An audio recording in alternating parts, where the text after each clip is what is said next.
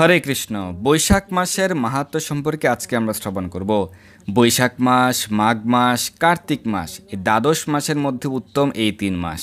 বৈশাখ মাস এবং কার্তিক মাস ক্ষেত্রবিশেষে উভয় মাসকেই শাস্ত্রে সর্বোত্তম বলে বর্ণনা করা হয়েছে। দামোদর মাসে বা কার্তিক মাসে আমরা যেমন ভগবানকে প্রদীপ নিবেদন করি এবং সকলের জন্য ভগবানের সান্নিধ্যে আসার এটা একটা সহজ পন্থা। আর বৈশাখ মাস কর্মকাণ্ডীদের জন্য অধিক পুণ্য ফল প্রদাতা, পাপদূরকারী এবং ভগবত ভক্তদের উচিত এই বৈশাখ মাসে বেশি বেশি হরিনাম জপ করা, প্রাতঃস্নান করা, তুলসীতে জল দান করা, মন্দিরে ভগবানের সেবা সম্পাদনে সহযোগিতা, তীর্থে অবগাহন এবং ব্রাহ্মণ বৈষ্ণবদের ভোজন করানো। এর মাহাত্ম্য সম্পর্কে যদি আমরা বিভিন্ন শাস্ত্র থেকে শ্রবণ করি, স্কন্দ পুরাণের বিষ্ণুখণ্ডে বৈশাখ মাহাত্ম্যের প্রথম অধ্যায়ে উল্লেখ রয়েছে কার্তিক মাস, মাঘ মাস ও বৈশাখ মাস মাসসমূহের মধ্যে ইহারাই শ্রেষ্ঠ, কিন্তু এই মাস ত্রয়ের মধ্যে আবার বৈশাখ মাস প্রধান। জননী যেমন স্ব সন্তানগণের ইষ্টদান করেন, এই বৈশাখ মাসও তদ্রূপ নিখিল প্রাণীর শুভদায়ক। এই বৈশাখ মাসে দান, যজ্ঞ, ব্রত ও স্নান করিলে সর্ব পাপ দূরীভূত হয়।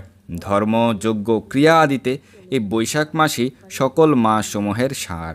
পদ্মপুরাণের পাতালখণ্ডে নারদ অম্বরীশ সংবাদ উল্লেখ রয়েছে, তিল, ঘি ভগবান শ্রীহরির প্রীতিবিধানার্থে দান করলে, অর্থাৎ এই বৈশাখ মাসে যদি ভগবানের সন্তুষ্টির জন্য তিল এবং ঘি দান করেন কেউ, তাহলে তার কোটি জন্মার্জিত পাপ দূরীভূত হয়। ভবিষ্য ভোজন, অন্ততপক্ষে কৃষ্ণ প্রসাদ গ্রহণ, ব্রহ্মচর্য অনুষ্ঠান, ধরাশয়ন অর্থাৎ ভূমিতে শয়ন, ব্রত, স্নান, ইন্দ্রিয় সংযম, হরিপূজা এই বৈশাখ মাসে অবশ্যই কর্তব্য। ব্রাহ্মণকে তিল দান, জল, স্বর্ণ, অন্ন, বস্ত্র, গাভী পাদুকা, ছত্র দান করতে হয়। হরিপ্রিয় বৈশাখে দান, জপ, হোম ও প্রাতঃস্নান অক্ষয় পুণ্যস্বরূপ হয়ে থাকে। যারা বৈশাখ মাসে প্রাতঃস্নান করে ভগবান শ্রীহরির অর্চনা করেন, তারাই ধন্যবাদার্হ ও পুণ্যবান বলিয়া কীর্তিত। হে অম্বরীশ, যে ব্যক্তি বৈশাখ মাসে নিয়মবান হয়ে প্রতিদিন প্রাতকালে স্নান করেন, মহাপুণ্য লাভার্থে তাদের দর্শন করো। আনন্দপুরে কোটি বর্ষ বাস করলে যে ফল লাভ হয়, বৈশাখ মাসে একবার প্রাতঃস্নান দ্বারা সেই ফল লাভ করা যায়। যথানিয়মে বৈশাখে প্রাতঃস্নান করলে পাতকের পাপ দূরীভূত হয়।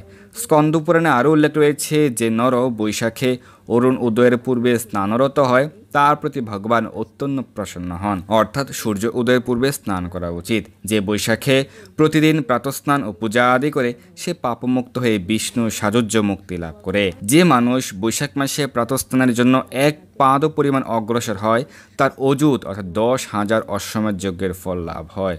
কুটবুদ্ধি মানব যদি বৈশাখ মাসে মনে মনে প্রাতঃস্নানের সংকল্প করে, তারও শত যজ্ঞের ফল লাভ হয়ে থাকে। মানবগণের হিতকামনায় ভগবান বিষ্ণুর আদেশে বৈশাখ মাসে তীর্থ আদি দেবগণ তীর্থ ভিন্ন সকল জলেই আশ্রয় করে সর্বদা সন্নিহিত থাকেন। সূর্যোদয় থেকে 6 ঘটিকা পর্যন্ত তীর্থ আদি দেবতাগণ এই বৈশাখ মাসে জলে বাস করেন। যারা এই সময়ের মধ্যে স্নানের জন্য আগমন না করে, তীর্থ আদি দেবগণ তাদেরকে সুদারুণ অভিসম্পাদ প্রদান করে স্বস্থানে চলে যান। অতএব বৈশাখ মাসে এই ব্রাহ্ম মুহূর্ত থেকে সকাল 6 ঘটিকার পূর্বে অবশ্যই স্নান করা কর্তব্য। বৈশাখে ধনহীন ব্যক্তি যদি কেবলমাত্র পুষ্প দ্বারা ভগবান শ্রীহরির অর্চনা করেন, তাহলে অখিল পাতক থেকে মুক্ত হয়ে তিনি শত সংখ্যক পিতৃকুল পরিত্রাণে সমর্থ হন। তিনি নিজে তো উদ্ধারপ্রাপ্ত হতে পারেন, তার শত সংখ্যক পিতৃকুল উদ্ধার করতে পারেন। যারা নানারূপ মধুর সামগ্রী দ্বারা ভগবান শ্রীহরির অর্চনা করেন, তারা উক্ত ফল অপেক্ষা অধিকতর ফল প্রাপ্ত হন এবং শ্রীহরির প্রসন্নতা বিধান করেন।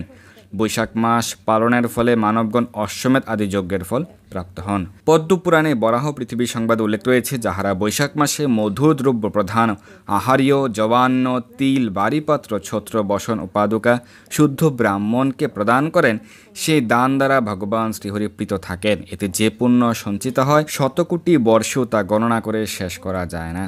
আপনার সামর্থ্য অনুযায়ী আপনি শুদ্ধ ব্রাহ্মণ বৈষ্ণবকে দান করতে পারেন। ইস্কন মন্দিরে বা যে কোনো মন্দিরে ভগবানের সেবার জন্য আপনি দান করতে পারেন।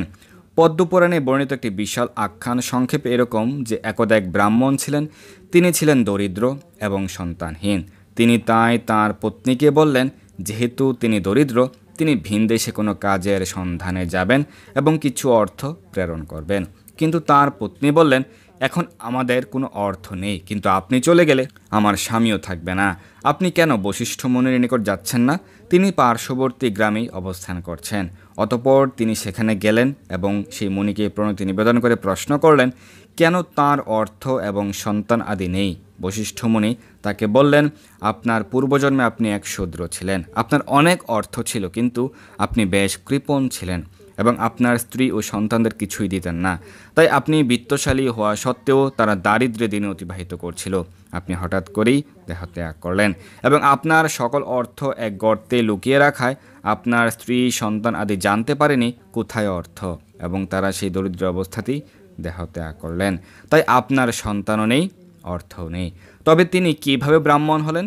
সেই ঋষি বললেন যে বৈশাখ মাসে কেবল 3 দিন আপনি বৈষ্ণবদের সেবা করেছিলেন, তাই আপনি ব্রাহ্মণ হয়েছেন। সেই ব্যক্তি প্রশ্ন করলেন, কিভাবে তবে সম্পদ ও সন্তান ফিরে পাবো? মুনি বললেন, কেবল 3 দিনে যদি আপনার ক্ষেত্রে কাজ করেছে, এখনও বৈশাখ মাসের 7 দিন বাকি, এই সুযোগ গ্রহণ করুন। তাই কেবল 7 দিন বৈষ্ণব সেবার দ্বারাই তিনি অর্থ এবং সন্তান আদি প্রাপ্ত হলেন। শ্রীল জয়পতাকা স্বামী গুরু মহারাজ এই বৈশাখ মাস প্রসঙ্গে উল্লেখ করেছেন, অনেকেই বৈশাখ মাস পছন্দ করেন, কেননা তা কর্মকাণ্ড অনুসারে অভীষ্ট ফল প্রদান করেন। তাই এটি আপনার উপর, আপনি কি করতে চান। আপনি পূর্ণ উদ্যমে কৃষ্ণ ভাবনা অনুশীলন করতে পারেন। তো এই বৈশাখ মাসে আপনার প্রতিদিন কি কি করবেন? এই বৈশাখ মাসে অবশ্যই প্রাতঃস্নান করার চেষ্টা করবেন। পবিত্র নদীতে সম্ভব না হলে গৃহেই স্নানাগারে আপনার 3 বার গঙ্গা গঙ্গা গঙ্গা উচ্চারণ করে স্নান করবেন। ভোর 3টা থেকে ভোর 6 ঘটিকার মধ্যে আপনারা স্নান করবেন। মঙ্গল আরতি করতে পারেন, বেশি বেশি হরিনাম জপ করবেন, হরিনাম কীর্তন করতে পারেন। ভগবানের সেবা পূজা, ভগবানের অর্চন, আরতি, ভোগ নিবেদন প্রভৃতি করবেন। বাড়ির সকলে মিলে ভগবানের চরণ কমলে প্রতিদিন তুলসীপত্র এবং পুষ্প অর্পণ করে প্রার্থনা করবেন।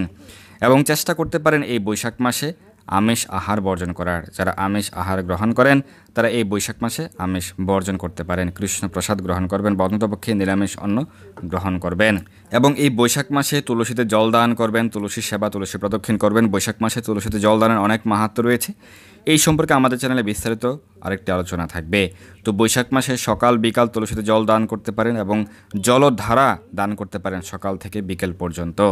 শুদ্ধ ব্রাহ্মণ বা বৈষ্ণবদেরকে ভোজন করাতে পারেন, দান করতে পারেন, অন্নদান, বস্ত্রদান, জপ প্রভৃতি দান, তিল ঘি দান করতে পারেন ভগবানের সেবার জন্যে, বা কোনো শুদ্ধ ব্রাহ্মণ বৈষ্ণবকে ভোজন করাতে পারেন বা দান করতে পারেন। এবং শাস্ত্র অধ্যয়ন করবেন, শ্রীমদ্ ভাগবত গীতা, যথাযথ শ্রীমদ্ ভাগবত বা লীলা পুরুষোত্তম শ্রীকৃষ্ণ গ্রন্থ পাঠ বা শ্রবণ করতে পারেন। এই বৈশাখ মাসে অক্ষয় তৃতীয়া রয়েছে, তো সেই কারণে 21 দিনব্যাপী চন্দন যাত্রা মহোৎসব রয়েছে। সেই চন্দন যাত্রা মহোৎসবে আপনারা অংশগ্রহণ করতে পারেন, ভগবানের শ্রীঅঙ্গে চন্দন লেপন করতে পারেন। অর্থাৎ এই পুরো বৈশাখ মাসে আপনারা প্রাতঃস্নান, ভগবানের সেবা পূজা অর্চন, ভগবানের চরণে তুলসীপত্র পুষ্প অর্পণ, তুলসীতে জলদান, বেশি বেশি হরিনাম জপ কীর্তন, শাস্ত্র অধ্যয়ন, বৈষ্ণব সেবা প্রভৃতির মাধ্যমে আমরা ভগবানকে সহজেই সন্তুষ্ট করতে পারি, ভগবানের বিশেষ কৃপা লাভ করতে পারি। কারণ 12টি মাসের মধ্যে বৈশাখ মাসও ভগবানের অন্যতম অধিক প্রিয়। ধন্যবাদ সবাইকে বৈশাখ মাসের মাহাত্ম্য এবং বৈশাখ মাসে কী কী করা কর্তব্য এই বিষয়ে শ্রবণ করার জন্য। হরে কৃষ্ণ। এই দুর্লভ মনুষ্য জন্মকে সার্থক করতে যুক্ত হন কৃষ্ণ ভাবনায়।